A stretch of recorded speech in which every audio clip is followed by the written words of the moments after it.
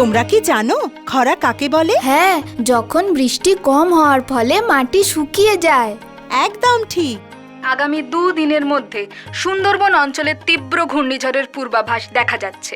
আপনারা সাবধানে থাকবেন। সরকারের তরফ থেকে আপনাদের সুরক্ষা আর পুনর্বাসের উদ্যোগ নেওয়া হবে। আবার ঘূর্ণিঝড়। সেই আমফান আর ইয়াসের মতো।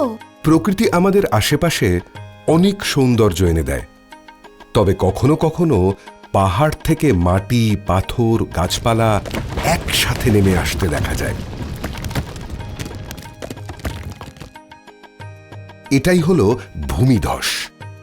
সূর্য আমাদের শক্তির উৎস, কিন্তু যখন অত্যধিক তাপমাত্রা বৃদ্ধি পায় তখন ঘটে তাপপ্রবাহ, যা আমাদের শরীরের উপর মারাত্মক প্রভাব ফেলতে পারে।